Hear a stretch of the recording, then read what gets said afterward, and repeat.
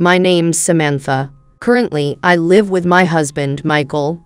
But with his job becoming more busy, he suggested I might want to consider moving back to my parents' house for a while. This proposal came out of his concern for me, especially since I'm pregnant and he won't be able to help around the house as much as he'd like. He thought it'd be better for me to stay in the comfort of my own family home rather than relying on his parents. I agreed with him. However, my brother David and his wife Emily are currently living in my family home. Is it really okay for me, having moved out, to just return and have my baby there? I decided to reach out to my mom about it. When I called her, she was overjoyed to hear from me. Oh, is that you, Samantha? Thanks for calling. How are things with Michael? Are you two getting along well? Yes, we're doing great. Remember, I told you I've entered my second trimester? Well, I was wondering about having a baby back home. That's wonderful.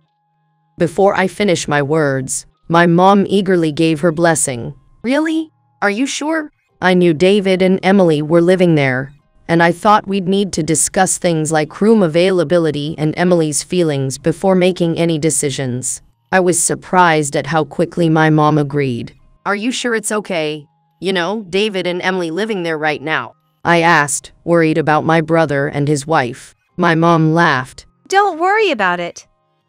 David is away on business, and your room has been opened for you ever since you left. Really? That's great. I left my furniture as is was, so I thought she might have left as where they belong. I didn't even know until then that David had embarked on a business trip on his own. Which means there's only my mom, Barbara, and Emily, my sister-in-law, at my parents' house right now. Relation between me and my mother-in-law is not bad. But even so, if my husband is away from home, and me and my mother-in-law living together, I don't feel very much relaxed. So, when are you planning to make your way back here? My mother asked me with an excitement. However, this entire discussion was made only between us, without Emily's opinion, who is now living in my parents' home. We should hear Emily's opinion on this. I haven't definitively decided to return home for the birth. When I said that, my mom suddenly felt down. Ah, yes, considering Emily's opinion. Maybe my mom is not doing well with Emily, I thought. But in no time, my mom was back in normal. I'll have Emily reach out to you then. Just give us a moment. And she ended the call.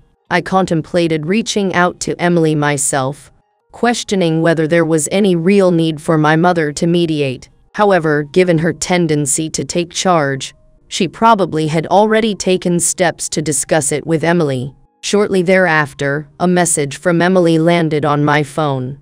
It was conveyed through a succinct text message stating, "Please feel absolutely free to come home for your childbirth. It would be our pleasure to welcome you." The brevity and formal tone of the message struck me as unusual.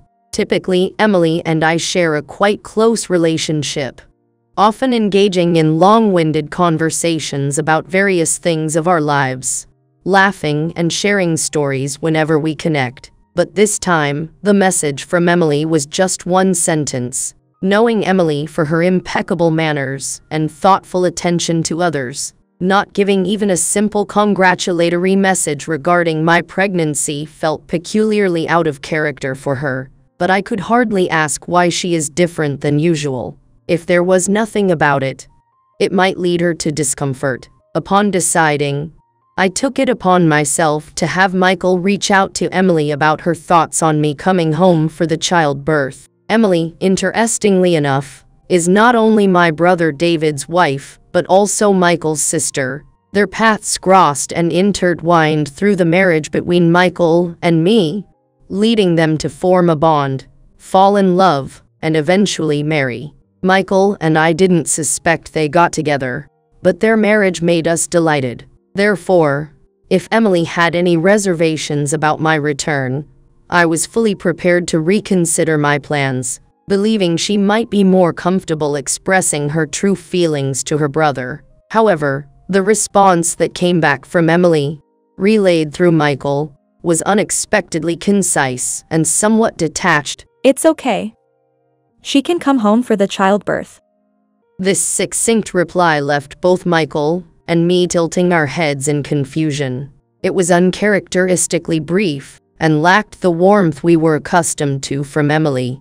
Given this, we mutually decided to keep a watchful eye on Emily's demeanor when we get back to my parents' home, thinking that something might be amiss. To ensure I could manage any potential issues, I decided to head home earlier than planned, and I told my mom without revealing the actual reason, partly due to a looming sense of unease. My mom was delighted with joy upon my early return. I also told David about my impending homecoming.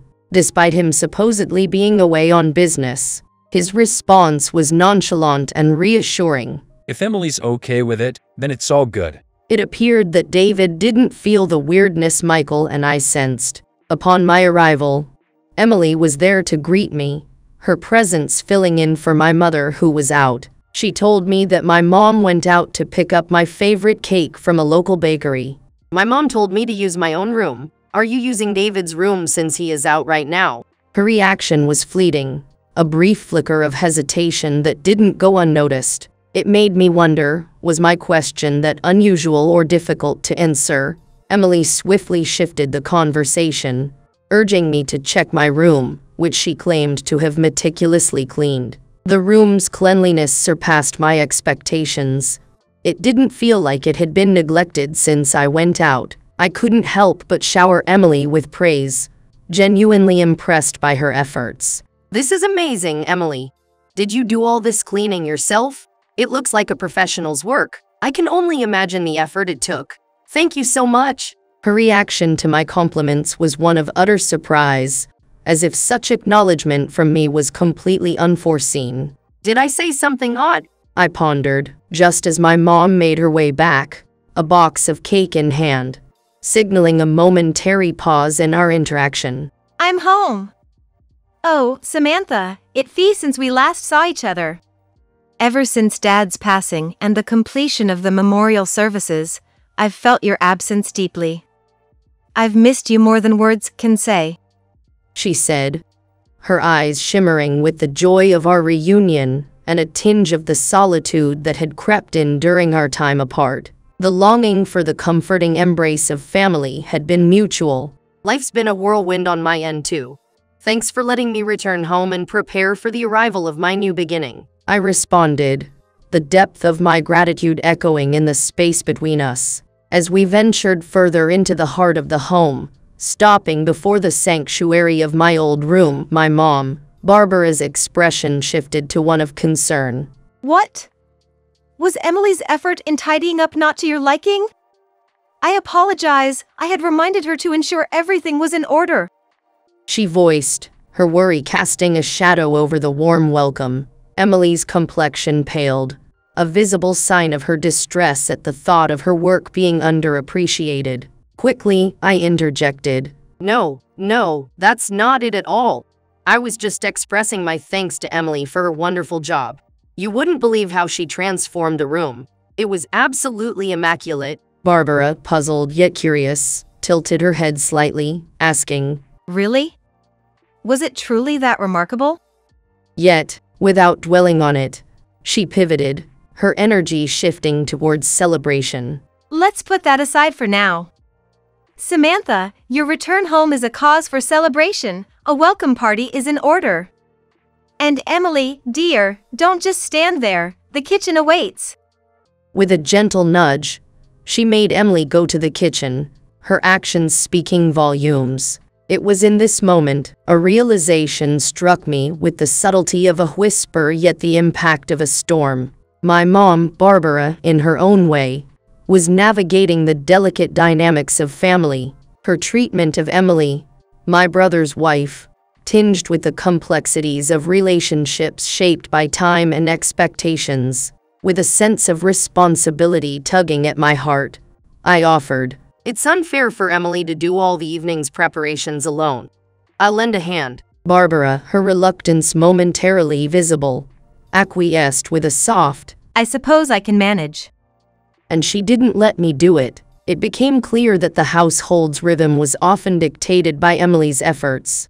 Despite Barbara's own relationship with tidiness being more practical than passionate, she likely had Emily oversee the entirety of the household's upkeep, from the gleam of the floors to the flavors of the meals, while under her critical eye. That night, as I was getting ready for bed, I decided to look for Emily in the house to have a chat. What I found left me in disbelief. Emily had made a makeshift bed in a tiny storage area. Shocked, I asked her, "What are you doing?" She awkwardly replied, "This has been my room since I moved in together." Confused, I pressed on. "What do you mean?" Emily explained she had been sleeping in this cramped space all along. I had thought that David was living at the house for a while since they moved into our parents' home. However, if Emily had been forced to stay here with Barbara while David was away on work, my frustration with my mom grew. David, not knowing about this, wasn't helping either. When I reached out, he seemed too casual, saying if Emily felt fine, then all was well. How could he not care more about his wife being left alone with his mother while he was away? I asked Emily directly, "Do you have any evidence of mistreatment by my mother?" Her response left me speechless. "I don't have any. I don't even have a phone to message anything, and all the money is controlled by your mother. She even takes all the money David sends. I can't even afford a notebook to keep a diary." I was stunned, never imagining my mom could be so cruel to Emily. I and Michael felt something was off because the messages didn't seem like they were coming from Emily. It must have been my mom, using Emily's phone to send us messages without her knowledge. She might have been intercepting Emily's friends' messages too. Learning that all the money David sent for Emily was being confiscated filled me with deep anger. "Let's get out of here," I decided. Emily, surprised, asked, "Really?" "I'll call Michael, and we'll leave tonight. We'll get you a new phone too. Do you have any belongings?" She sadly replied, "Everything was sold. Only thing left is just what's in this storage space." I reassured her. "Then we can pack quickly." I immediately contacted Michael to come to the house quietly at night. Emily and I sneaked out while my mother was asleep and met up with Michael outside. The following morning, I found myself on the receiving end of an onslaught of calls from my mom, but I decided to ignore and made a call to a real estate agency. "I'm contemplating selling the house," I informed the agency with a sense of urgency. Despite concluding my call with the agency, my mom persistently attempted to reach me, resorting to sending text messages this time. Where have you vanished to? Has Emily abducted you? I swear, I'll never forgive that woman. She didn't even think that she did awful thing. With a heavy heart, I felt compelled to return her call. Upon answering, she burst out, "Oh, Samantha. It's such a relief to hear from you. I woke to find you gone." Her voice was laden with concern. "I feared Emily might have subjected you to something sinister. The worry was unbearable." "Mom, do you not realize the severity of your actions?" I confronted her. "What? Severe actions?" She replied, not in pretense but genuinely unaware of the enormity of her misconduct. I let out a deep sigh of frustration. "It's about how you've been treating Emily," I asserted. Her response came with a palpable shock. "What? Me treating her poorly?" Although shocked, I wished she would come to terms with her actions. "Exactly. You burdened her with all household duties while incessantly doling out snide remarks," I pressed further. "That's absurd. My intentions were merely to prevent Emily from getting too comfortable, to ensure she remained mindful of her place." She retorted defensively. "And what do you mean by ensuring she knew her place?" I questioned, my tone steeped in seriousness. "Emily is a grown, capable woman. Not only does she excel in household chores far beyond you, but she's also kind-hearted and considerate. Truly a remarkable woman," I counted, my voice filled with admiration for Emily. This elicited a sigh from my mother. You see, Samantha, Emily is your husband's sister, thus making David her brother-in-law. Naturally, she could easily influence David by mentioning her brother, leveraging that relationship. She rationalized. I believed it imperative to discipline her early on to prevent any such possibilities. My mom declared with a conviction that stunned me. The call was on speakerphone, allowing David, whom I had preemptively invited, to overhear the conversation. Meanwhile, Emily and Michael were in another room, spared from the direct impact of my mom's harsh words. Subjecting Emily to such sentiments would be unduly harsh, and with Michael's temper, it was unpredictable what he might do next. Sitting next to me, David was visibly shaken, his face a mask of disbelief and shock. He had never imagined his own mother could be engaging in such cruel behavior towards his wife. You're talking about disciplining her as if that was the case, they should never have lived together in the first place. I heard this cohabitation was initiated by Mom because she didn't want to be alone, I said, struggling to comprehend the situation. But, you see, discipline needs to be instilled when David is out. That's what discipline is about, isn't it? It's something men just don't understand. Mom retorted, her voice betraying no sign of remorse. I was overwhelmed, my hands instinctively cradling my head in despair. Seeing you like this, I can't help but think how devastated Dad would be. He cut ties with his own family to protect you from his mother's harsh treatment towards you. I mused aloud, the weight of the situation pressing down on me. Eh? The single syllable was laced with confusion and surprise. Surely you haven't forgotten. Grandmother was tyrannical, forcing you into a life of isolation at home, stripping you of all possessions, and even dragging us into the mix of her malicious schemes. I continued, the bitterness evident in my tone. Just because I was born a girl, grandmother intensified bullying to you, targeting me as well. Dad stood up to her, cutting off all ties to protect you. I reminded her, my voice a mixture of sadness and resolve. I remember, but... Her voice trailed off, a mix of realization and reluctance in her tone. Even remembering, you choose to repeat grandmother's mistakes. It's astonishing how you can inflict on others the very pain you despised. I cannot stand by a mother who behaves in such a manner. I'm cutting ties, I declared, my decision firm and unwavering. Upon hearing this, panic seeped into Mom's voice as she scrambled to respond over the phone. Wait, just wait a minute. It's just a spat between in-laws. We are blood-related.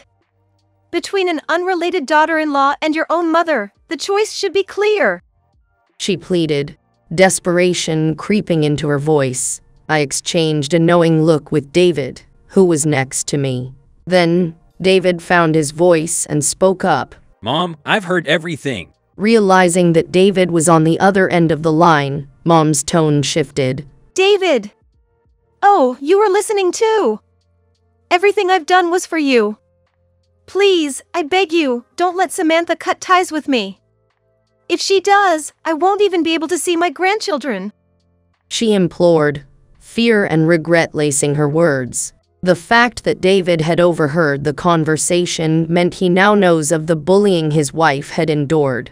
Yet, Mom still believed David would prioritize her over his wife. Neither David nor I had ever imagined our mother, who herself had been a victim of bullying by her mother-in-law, could turn around and do the same to David's wife. Witnessing the current situation, my long-held affection for Mom crumbled, leaving a void filled with disillusionment and sorrow. I'm now Emily's husband. I have a family that I need to protect. That's what blood-related means, David stated, his voice resolute. Even Dad, though connected by blood to grandmother, chose to protect you by severing ties with his own family. He reflected, his decision clear.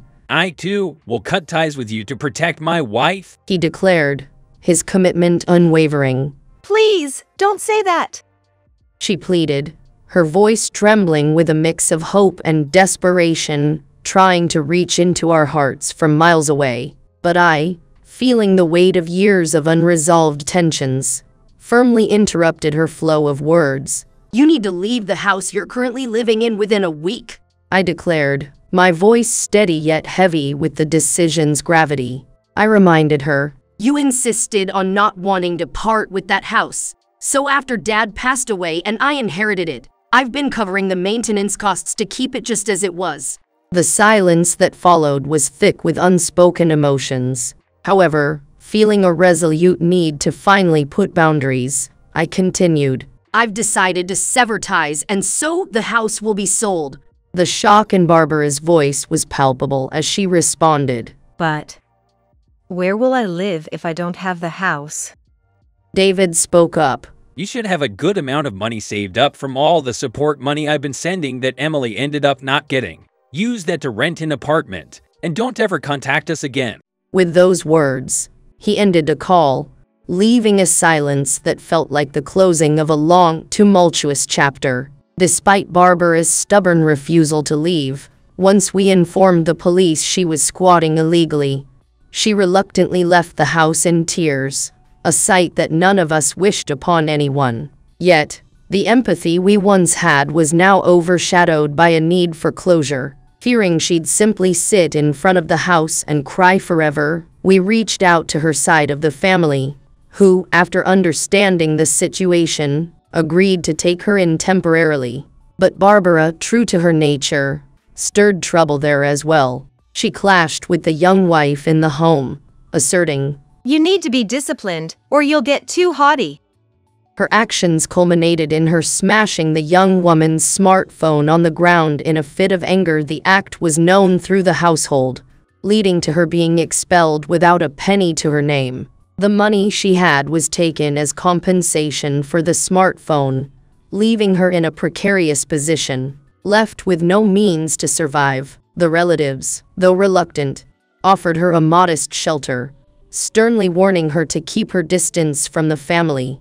Now, Barbara finds herself in a cycle of part-time work and solitude, a far cry from the life she once knew. It's a stark reminder of the consequences of her actions. As for us, the cloud of gloom that hung over our family began to lift slowly.